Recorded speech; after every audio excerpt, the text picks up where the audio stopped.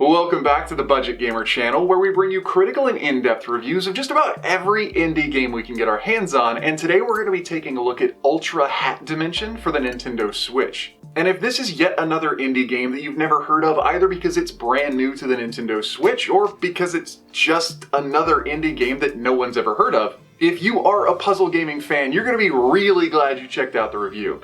Initially starting out the story, we're baptized into a pretty much Saturday morning cartoon silent introduction that tells us that the main character was entered into a hat-making competition and won. But unfortunately, the second place winner, or as we like to call it, the first place loser, got their knickers in a twist and somehow managed to cast a spell on all of the game's denizens, enraging them and causing them to punch anything that gets remotely near them.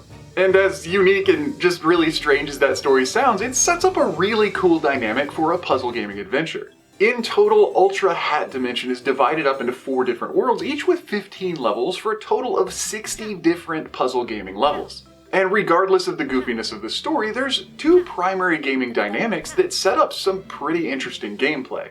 The first is that every creature in this castle is wearing one of 4 different styles of hat. And the second is that you yourself as the main character can wear one of each of these 4 different styles of hats. And unless you happen to be wearing one of these hats, every creature in the game will punch anything that gets near it, whether it's to the east, west, north, or south. However, characters wearing the same hat get along, and that does include you as the main character. Whether it's the witch hat, the star, the bow, or the feathered cap, if you're wearing the same cap as one of these little punchy minions, they won't box your ears as you try to pass them by. Additionally, wearing a matching hat allows you to ask these characters to move, which will send them off in a straight line for about 8 spaces. And this is where the game starts to get a little bit more complicated, even with this really simple gaming dynamic. As the main characters, hats act more like a consumable item, so if you do ask one of the characters to move, your hat disappears and they again become a foe. However, should you move one of these little punchy creatures next to another punchy creature of a different faction, they may knock each other out for a few seconds, knock each other away, or they might be locked into an eternal combat, becoming both immovable and too occupied to punch you as you walk by. And this does again depend entirely on which hats are being worn by which creatures. And so even though the general gameplay is as simple as enter a room, find a key, leave the room, as you might be able to imagine, some of these puzzles get incredibly complex. Moving away from the general mechanics of the gameplay though, the visual presentation definitely deserves a bit of praise. Starting off with that silent game introduction, it just immediately sucks a player in. And if you're a fan of retro-style games or puzzlers in general, that classic arcade-style presentation in the actual game itself is a really good fit for such a simple puzzling game. Looking at the music though, there really are only about 4 soundtracks to span all 60 levels, so if you find yourself stuck in one world too long, you might feel as though it gets a little bit repetitive. The tracks themselves are pretty good, but again, playing too long is playing too long.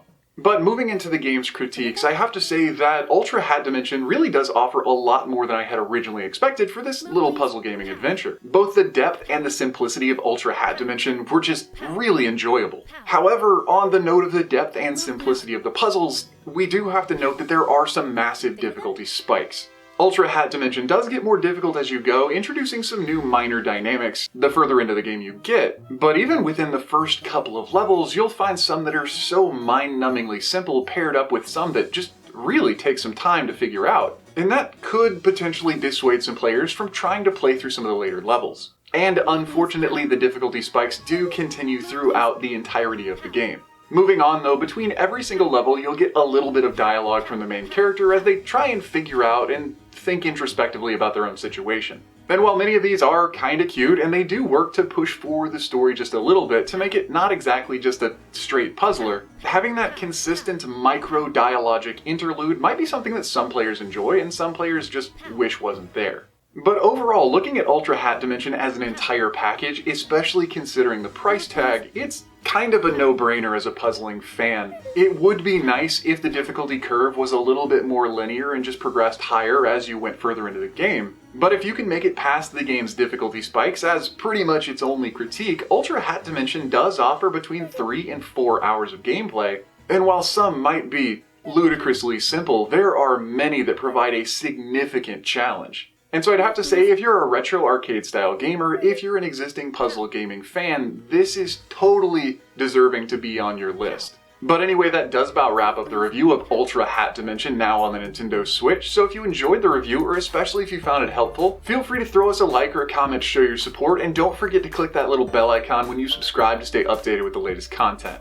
As you can see, there are new and unique indie games coming out literally every single day, so whether it's an easy hard pass or an absolutely unforgettable gem, if it's on the eShop, chances are you're going to find out about it right here. And if you like what we do, and if you love the fact that we're giving some much needed media coverage to some really underrepresented titles and developers, I'd be happy to welcome your support as one of our new Patreon. But anyway, this has been The Budget Gamer, so as always, thanks for watching.